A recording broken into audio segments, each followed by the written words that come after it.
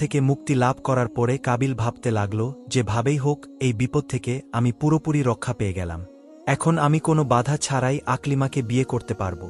এই কথা চিন্তা করার সাথে সাথে আল্লাহ রাব্বুল আলামিনের একজন আজাবের ফেরেশতা এসে তাকে পাকড়াও করল এবং তাকে একটি পাহাড়ে বন্দী করে তার মাথায় একটি পাথর দ্বারা আঘাত করল। আর সাথে সাথে কাবিলের মৃত্যু হয়ে গেল এবং আল্লাহ রাব্বুল আলামিন পুনরায় তাকে জীবিত করে দিলেন।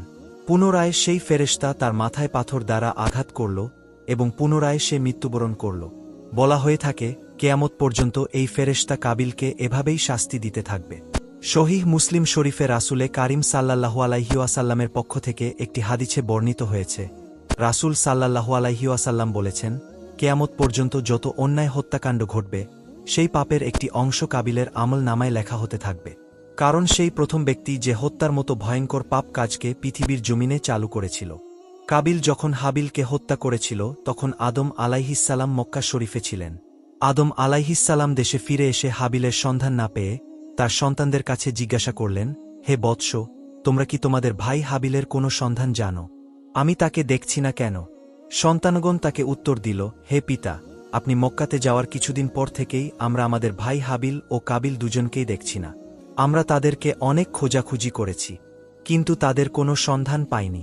আমরা জানি না তারা কোথায় আছেন এবং কি করছেন।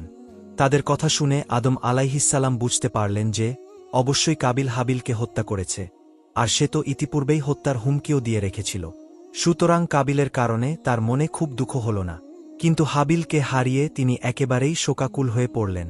অতঃপর তিনি আল্লাহ রাব্বুল আলামিনের দরবারে কাঁদতে কাঁদতে প্রার্থনা করলেন, হে আল্লাহ, হাবিলকে যদি হত্যা করা হয়ে থাকে তবে তার কবর ও মৃত লাশের চিহ্নটুকু আমাকে দেখিয়ে দাও, তাতে আমি শান্তি পাব।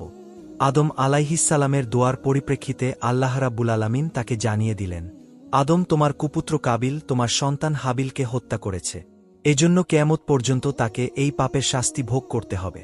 এই পৃথিবীতে তোমার যত সন্তানই অন্যায়ভাবে হত্যাকাণ্ড সংঘটিত করবে সেই হত্যাকাণ্ডের পাপের একটি অংশ তোমার কুপুত্র কাবিলের আমলনামায় লিপিবদ্ধ করা হবে। অতঃপর আল্লাহ রাব্বুল আলামিন তাকে হাবিলের মৃত্যুর জায়গা ও তার কবর সম্পর্কে জানিয়ে দিলেন।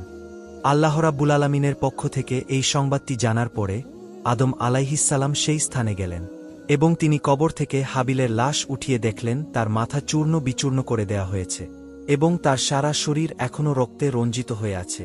তখন আদম আলাইহিসসালাম হাবিলের লাশটিকে বাড়িতে নিয়ে আসেন। পুত্রের এই অবস্থা দেখে বিবি হাওয়াও কাঁদতে কাঁদতে অস্থির হয়ে গেলেন। অতঃপর তারা সিদ্ধান্ত নিলেন হাবিলের লাশটিকে একটি সিন্দুকে করে তারা তাদের কাছে রেখে দেবেন। তাদের এই চিন্তা করার পর জিবরাইল আলাইহিসসালাম আল্লাহ